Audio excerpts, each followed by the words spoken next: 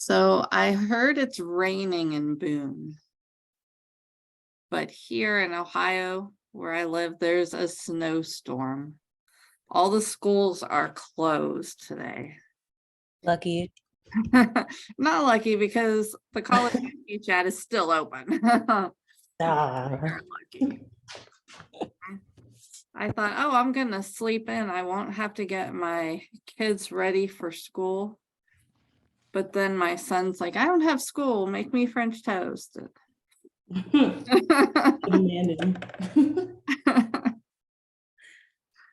So,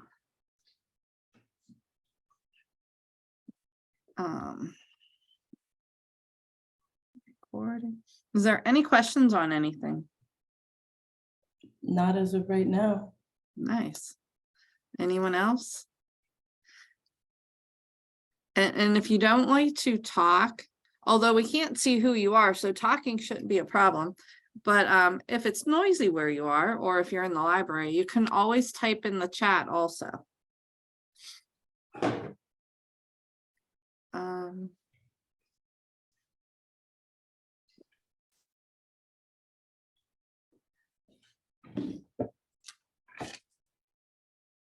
Let's see. Okay. Oh, another thing, if you do unmute, make sure you mute yourself back just in case there are other noises. And that way I won't echo. Oops, I didn't hit share.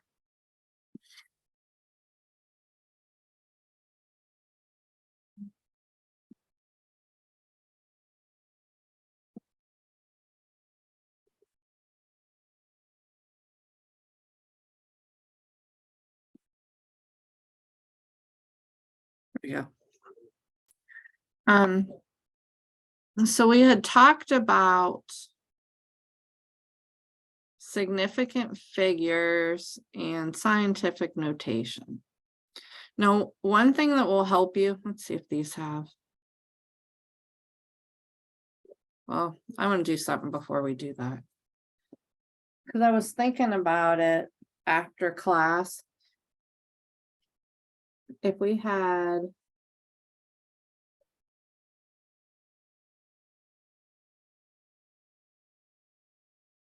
this value, and we were asked how many significant figures it had. Looking at it, you might be unsure. You know that all the numbers you have to count. So there's at least 1, 2, 3, 4, 5. But if you weren't sure which zeros to use and which ones not to use, you can write it in scientific notation first. Now this works for everything except one case, which I'll show you after. But if we were going to put this in scientific notation, you want a number between 1 and 10.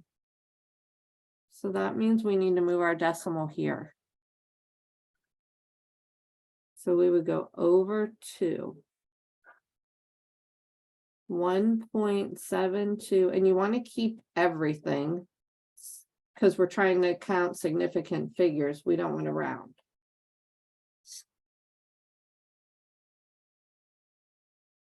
We moved over 2. So it would be a 2, and it's a -2 because this needs to get smaller. All of these are significant figures. Everything that's left is a significant figure. So the 0 in front of the decimal is still a significant figure because it's in front of the decimal, correct? But it's a leading 0. Okay, no. Everything here is a significant figure. So okay. These two were not. Because they're leading zeros? Yeah. Okay. I used to think this one was because it made this in a different position, but it's not. These front ones are not. So it would only be 1, 2, 3, 4, 5, 6. So this 0 is a significant figure, but these two are not. Wait, so should we put it in or like if it's a decimal like should we put it in scientific wait, what is it called? Scientific Scientific notation. Yeah, like to tell what the significant figures are. Like, You would can. that be more helpful? I think so. That's why I was showing you. Yeah. So if you rewrite it first, then you know these zeros weren't counted. And you know this one is. Right, okay. Yep. So anytime if you write it into scientific notation, there's only one case that doesn't work. I'll show you. We'll do another one. If we had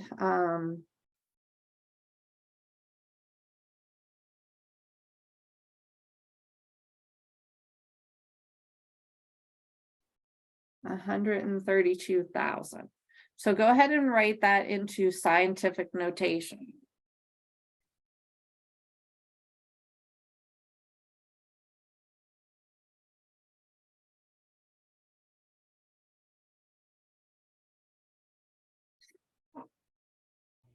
And because this one doesn't have a decimal, just the first three are significant, correct?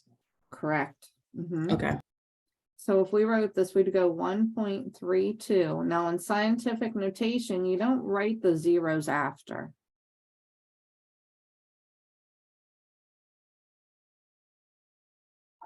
And we're moving 1, 2, 3, 4, 5.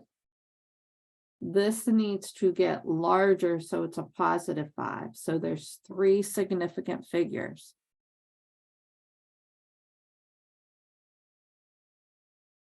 Now the case where it would not work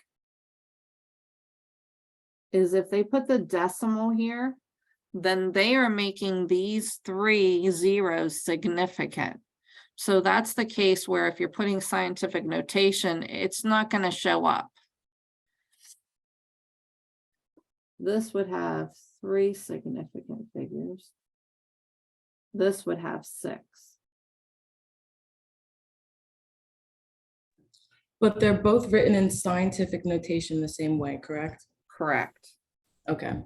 So this decimal is the only place where this rule I just showed you doesn't work.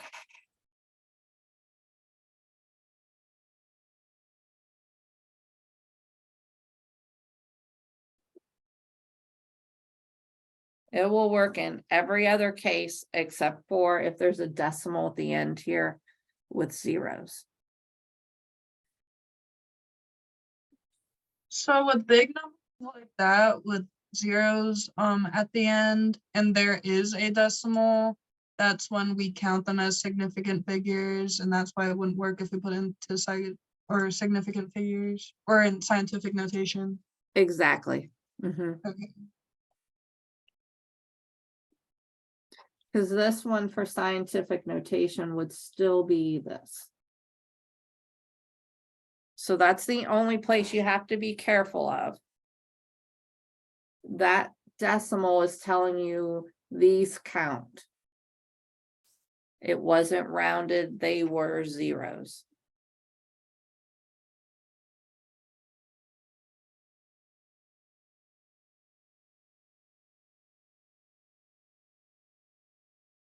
Any questions on that?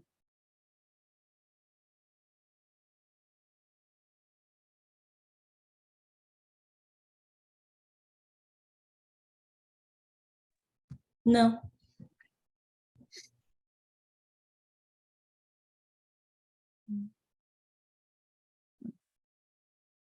Oh, that's right, it was on here.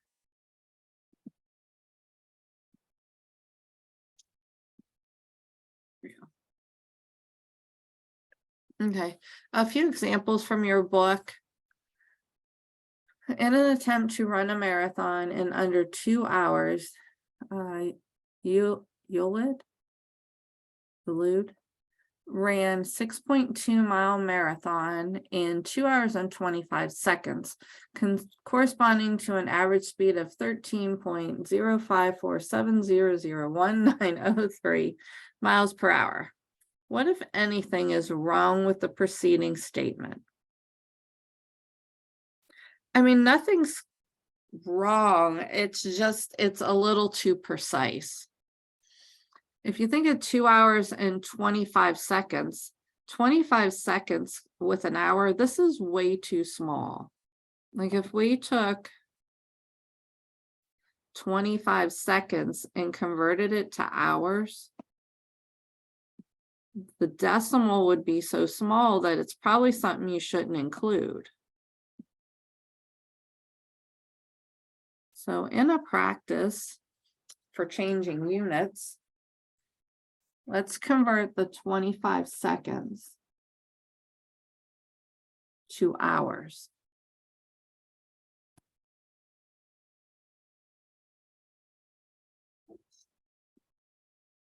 We can go seconds to minutes and then minutes to hours, because we know there's 60 seconds in a minute.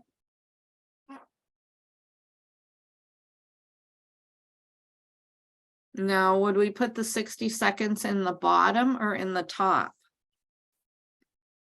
In the bottom. Because this seconds is on top, we want to put the next one in the bottom so they'll cancel. And we know 60 seconds is 1 hour.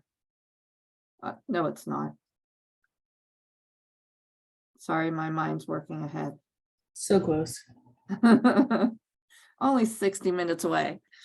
But we have seconds, they canceled. Now we have minute and we want to go to hours. We know there's 60 minutes in an hour. Should we put minutes on top or bottom? Bottom. It's going on the bottom. Exactly. Because no, cancel one from the bottom, one from the top. So seconds canceled and then minutes. And 60 minutes is 1 hour, and that gives us our hours. So if we multiply across, we have 25 hours, and then 60 and 60 is 3,600. Now, if we divide that,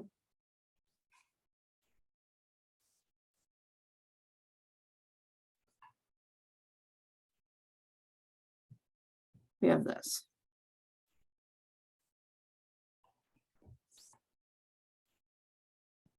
So that 25 seconds is this decimal, which means we have the 2 hours, 0.00694. This is so small, you would just say 2 hours.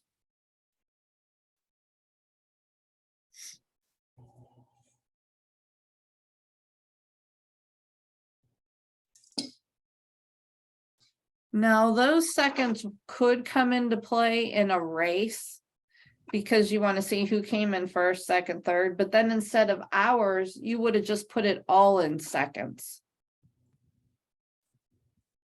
If you wanted to include those 25 seconds, the whole thing should have been in seconds. So in a race, those couple seconds could be the matter of winning and losing. So it's important, but then the hour should have been written in seconds. Any questions on that? No. The other part that they're questioning is that the speed needed to be so precise. 13.0547. We didn't need all that. 13 miles per hour. This is so small that it did not need to be in there. Any questions on that? So sometimes when you're working, you need to think about how exact your values need to be. If the decimal is this small, then you can estimate it to 2 hours. Now, if we had 2.9 hours, maybe we want to estimate that to 3 hours. Any questions?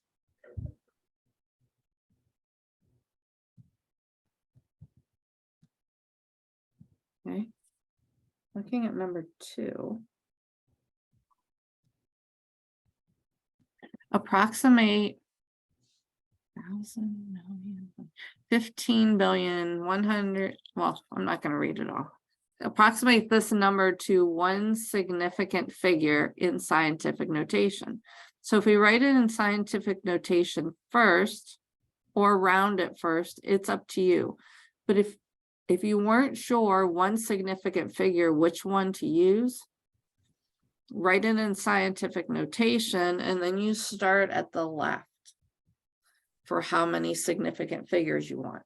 So first thing, take this number and write it into scientific notation.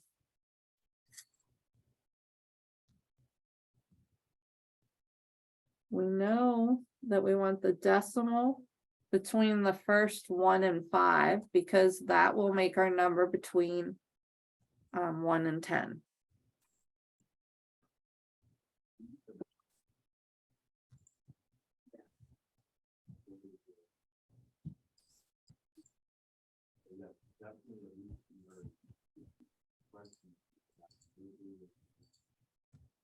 Remember that 0 at the very end, we don't need that in scientific notation, we drop that off.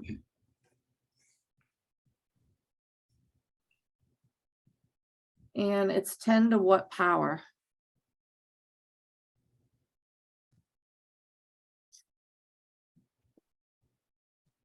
-9 or to the 9. Is it 9 Negative or 9? is it 10? 3, 6, 7, 8, 9. We have to go one more here between the 1 and the 5, so it'll be 10. And then this number that we have here needs to get larger, so we want positive 10 so that we're making it bigger. So it will be positive. If we used a negative, this would get smaller. Okay. Any questions on the scientific notation? So this is.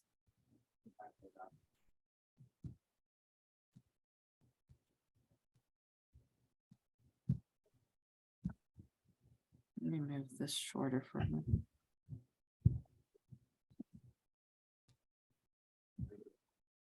So if we wanted to know how many significant figures we had right now, we can count all these. 1, 2, 3, 4, 5, 6, 7, 8, 9, 10.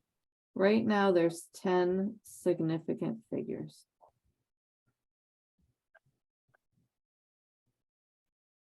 If we wanted 3 significant figures, 1, 2, that would be here. So if they wanted 3 significant figures, it would be 1.5, and then this one is going to round to a 2.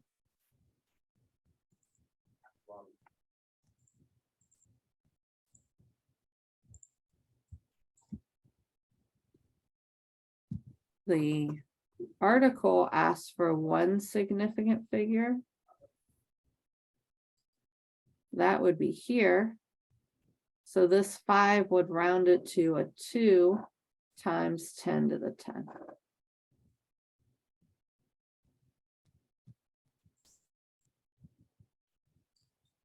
Any questions on that?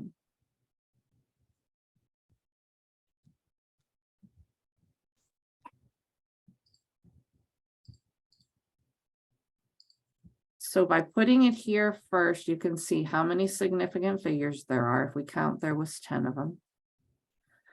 And then you can go, if they want 3, count over 1, 2, 3. If they want 1, then it's the first one. If they wanted 6, then you'd count 6 of them.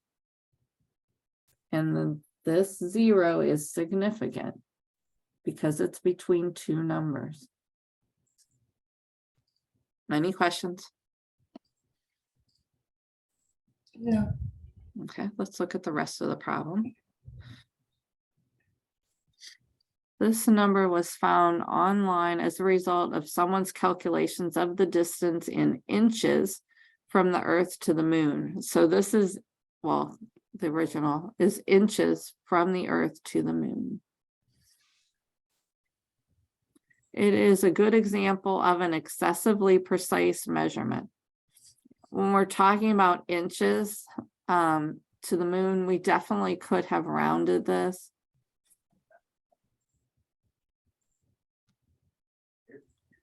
Almost 10% over the course. Well, the other thing is your distance to the moon, depending on where it's orbiting, changes, and it's saying it changes by almost 10% during a month. Because it's not a perfect circle and it's not always the same, being that precise is not significant. 15 billion would have been fine. In their explanation, they could have rounded. Any questions on that? Okay. Now, in a class, if you want to estimate, it is fine. Just make sure you remember to use the two squiggly lines so that I know you are rounding at a certain point.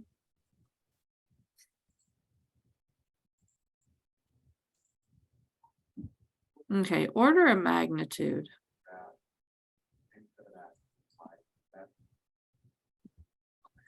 Let A and B be two numbers or two physical quantities measured in the same unit. So you have to have the same units. You can't have inches and miles. One of them has to be converted. We say that A and B have the same order of magnitude if when we divide them, the numbers between, this is a negative one here, 10 to the negative 1 and 10, or 1/10 and 10, or 1/10 is 0.1.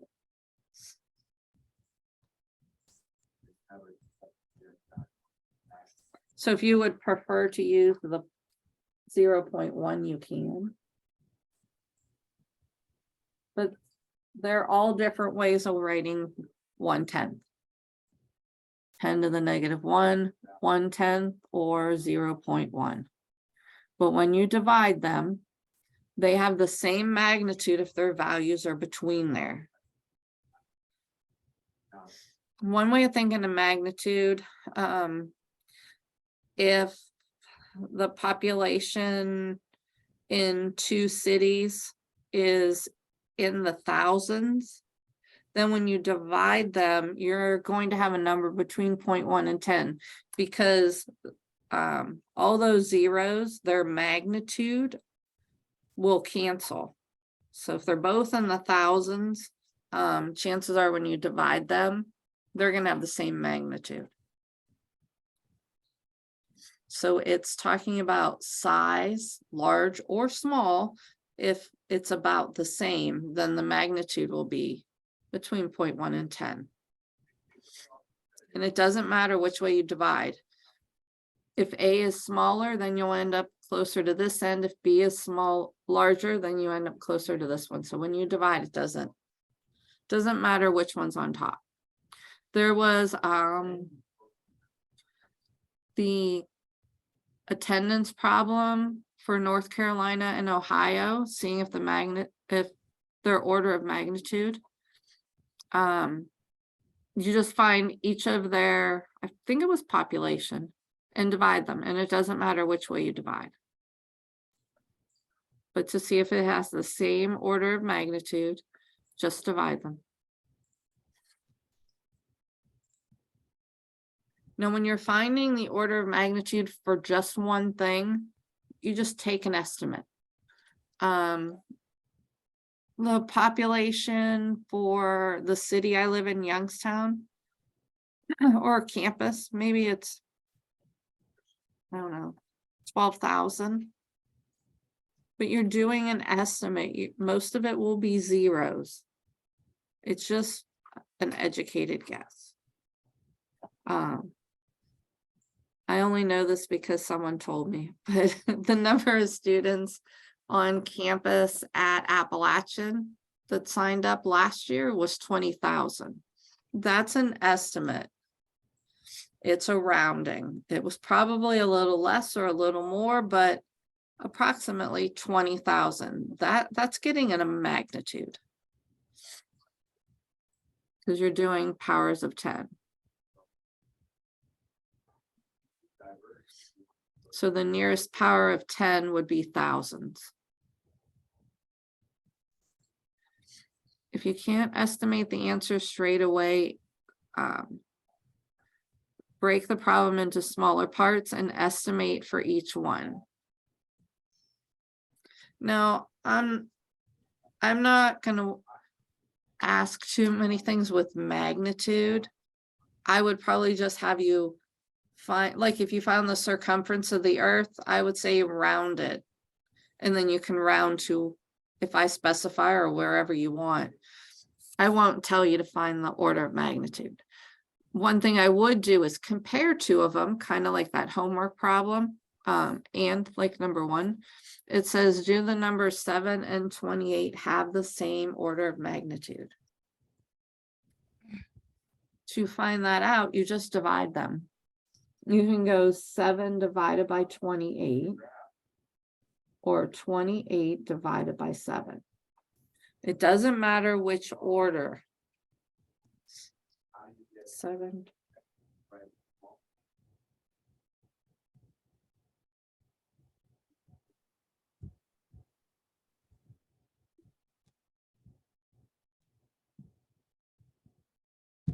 Notice either way, I have a number.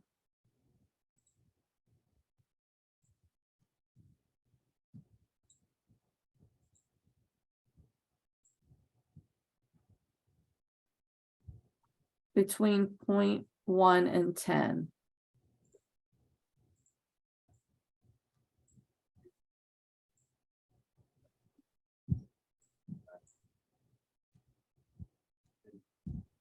So those two values have the same order of magnitude.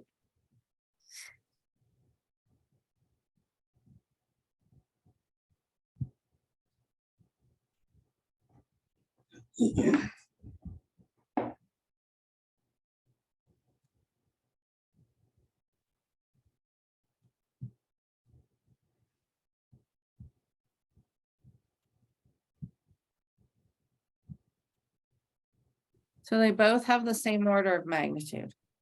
Any questions on that?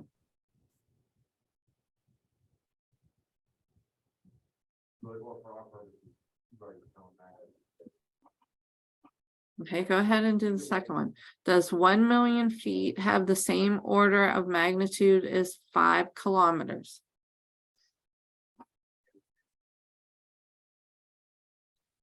What is the first thing we run into when we look at this problem and we want to divide them? We want to get feet and kilometers in the same metric Mhm. unit. Exactly. I don't know, do we want to go kilometers to feet or feet to kilometers?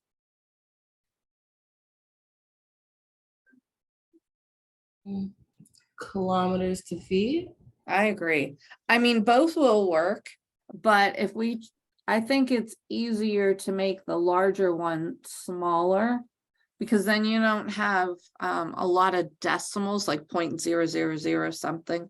I think it's easier to get with the large item and make it smaller. Both ways will work. Both ways will get the same answer. I prefer going from the big one to the smaller one. So if we start with 5 kilometers, we could change to meters first.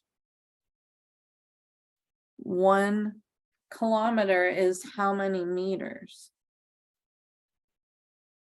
Think about 1,000. Yes, exactly. Nice. Kilo is 1,000.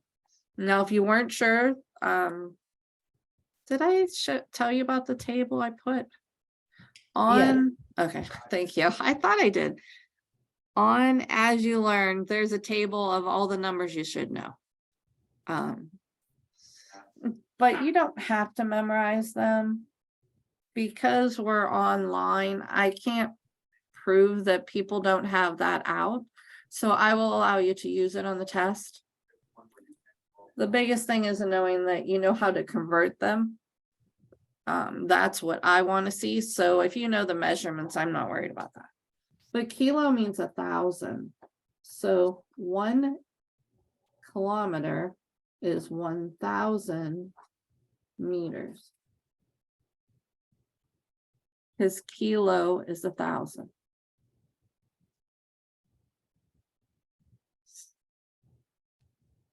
Now, I put the kilometer on the bottom, so they would cancel.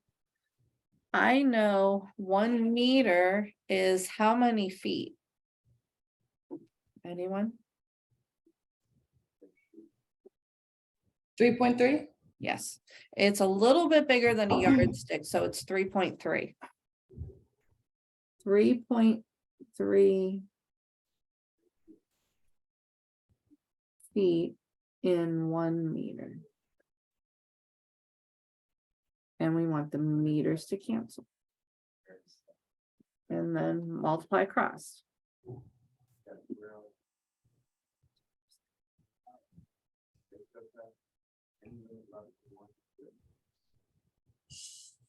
$16,500. Nice, yep. Nice. So now we have 16,500 feet and 1 million feet. We want to divide those and see if we end up with a value between 0.1 and 10. Because of all those zeros, we can simplify it, right? Yes, you could cancel 2 zeros.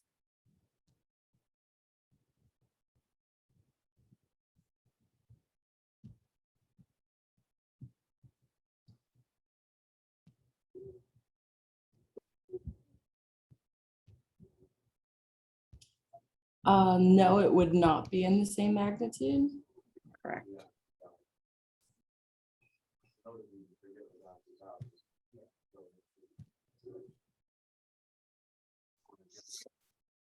It's approximately 61 or 60.6. But in either case, it is not between, so I don't know why I put 4. The answer was 4. But it's not between 0.1 and 10. You could also tell because this is thousands, this is millions.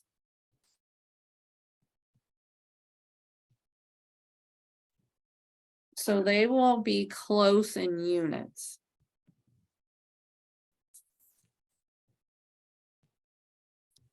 Find an order of magnitude estimate for the number of clowns who can fit inside a Volkswagen Beetle.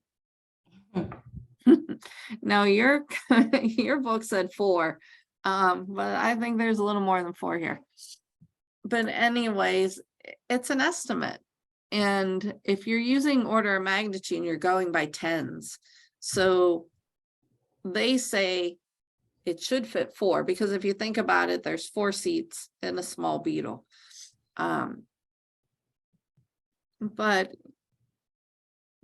being a clown car, it would be 10 or 20. But when you're trying to find order of magnitude, it's saying round everything with zeros. So 10 or 20 or like 30 is probably getting too big. I don't know. Unless there's a hole in the bottom they're climbing through. Probably 10. But don't get bogged down on when you're told what's the order of magnitude. Just round it. And you usually want maybe 1 or 2 significant figures, and the rest of them zeros. So if you think something like the population of the United States, well, we know it's 330 some million. 330 million, 300 million, somewhere in there. If you're finding an order of magnitude, the rest of them would be zeros. You wouldn't find that exact value when you Google it. You just want to round it. And that's what order of magnitude's doing. It's having you round.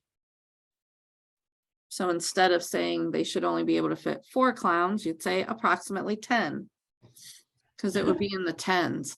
That's the same thing here with that 7 and the 28. If we rounded 7, it would be a 10. And 28 would be 30. They're both using the tens position. And that's why their magnitude is the same. Any questions on that? No. Okay, couple more to try.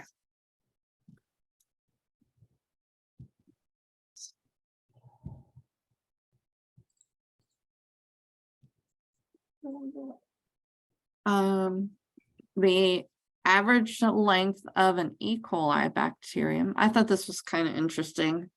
And the width of the human hair. We had another problem that had the width of the human hair, but I don't remember what it was. But both of these you would Google first and then divide them to see if they have the same order of magnitude, just like the one homework problem. So if we take these two and search them,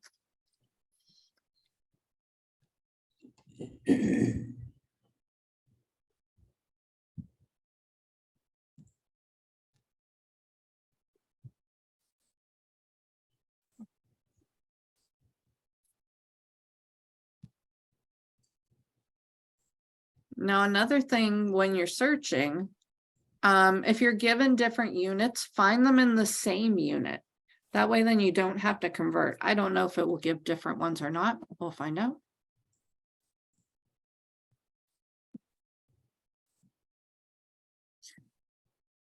So.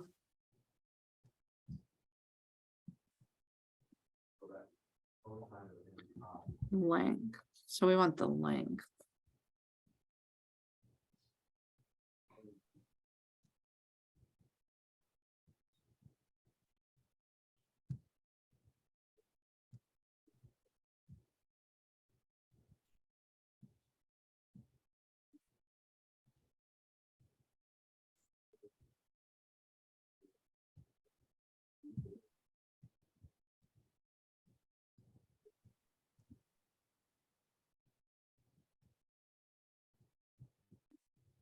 One to 2 micrometers.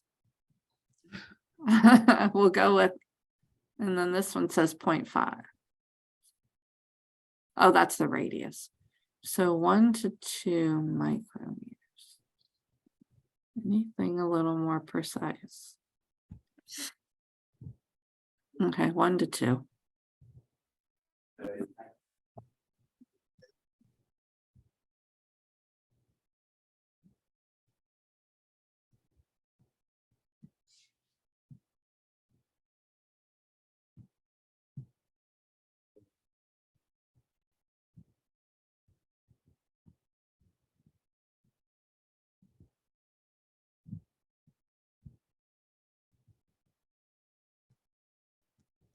And notice this was also in micrometers.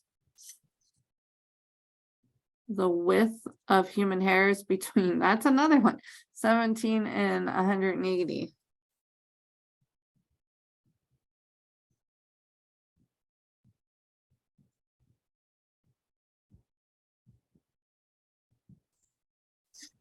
So we have a big range of values there.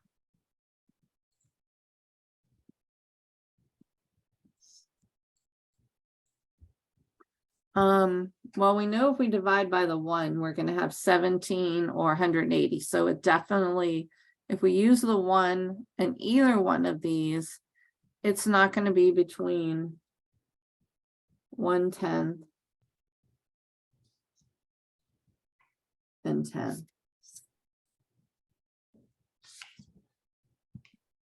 We'll try the 2. If we divide both of these by 2, this one would give us it.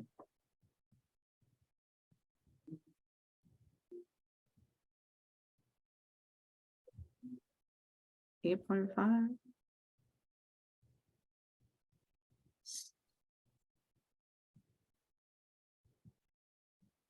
So if the human hair is 17 micrometers and the E. coli bacteria is 2, then they have the same magnitude.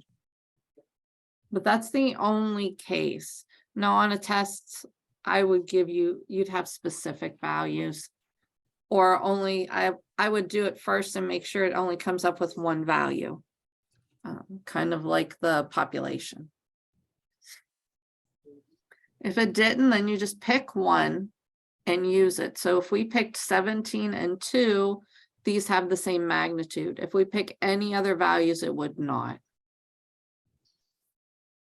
Any questions on that? So if we went with the largest in both, 180 divided by 2 is 90. These would not have the same order of magnitude.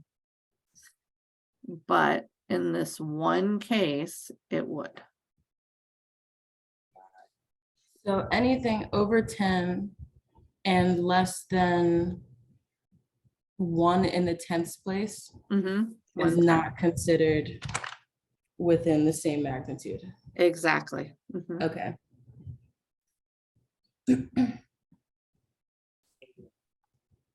Now let's try the last one.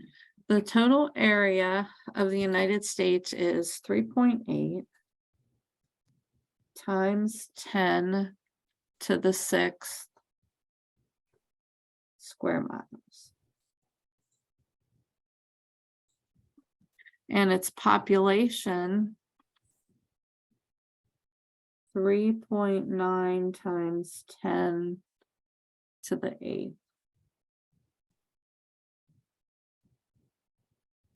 Calculate the average number of people per square mile, expressing your answer in ordinary notation, not scientific. Okay, so we want to find the number of people per square mile. Per is telling you which one to divide by.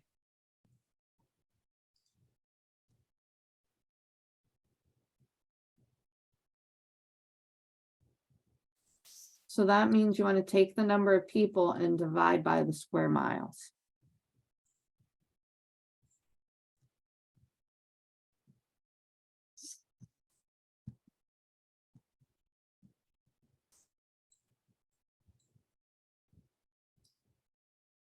It is up to you if you want to rewrite both of them first and then divide, or to divide with the powers of 10.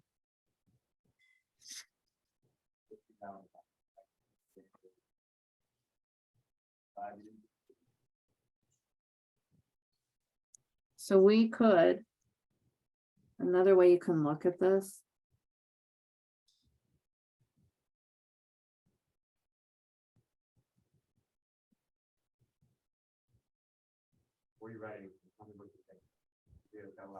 Because this was a 6, I could take 2 of these out. Because this is an 8, I can pull 2 of them out and cancel these. And then I'd have 3.8 on the top. And 3.9 times 10 squared is 390, because you're moving 2 larger. Then you can just divide this. So it's another way of looking at it, especially if your calculator won't take all the decimals.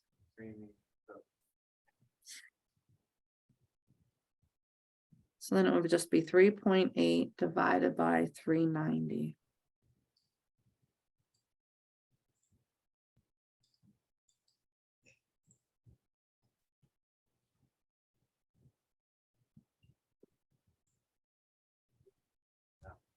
Okay, now I put the whole decimal, even though that's not really necessary.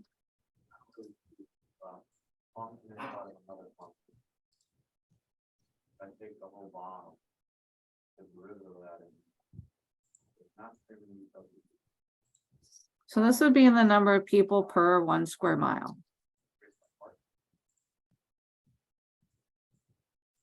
It's really small.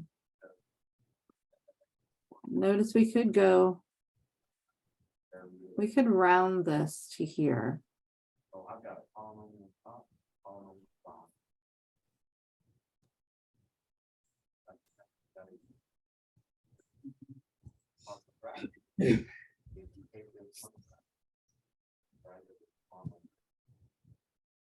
When the values are that small, when it's not even a whole person, you know how they say 3 out of 5 dentists prefer a certain toothpaste? Well, the reason they're using the 5 is because when they used only 1, it was too small. So they need to rewrite proportions. If we have 0.01 people per square mile, this is 2 units. I could multiply the top and bottom by 100. And notice I will get 1 on top, so 1 person per 100 square miles. So every 100 square miles, there's a person, A lot of space. a lot of space. But it's a little harder to see that when you're thinking of this because it's not even a whole person. So when your proportions that you're writing get too small when you want to write one like this, then you can multiply top and bottom by however many you need to make it a whole number. In this case, we needed 100. So we can one person for every 100 square miles.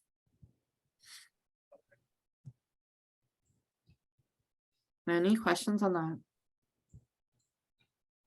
No.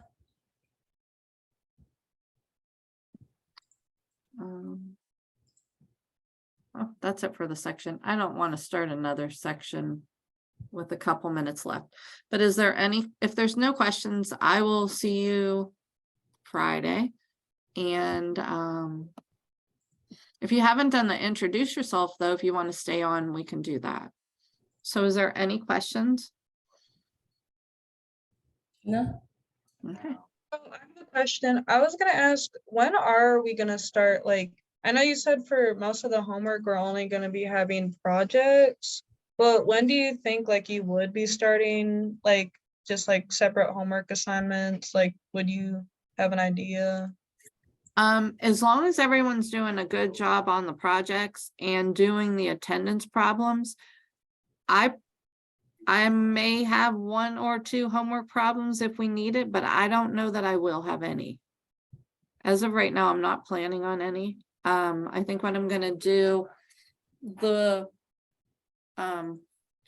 Friday or Saturday before the week of the exam, I'll put up practice problems that will be similar to the in-class part of the exam. And that's what we'll review, but I won't take it for a grade. So I think that having you do these projects every other week is enough homework. And then the attendance problems. I don't think, unless you want me to put on homework. Oh, If you- no, I was just Oh, like okay. wondering, like, I don't know, just to know. No, that's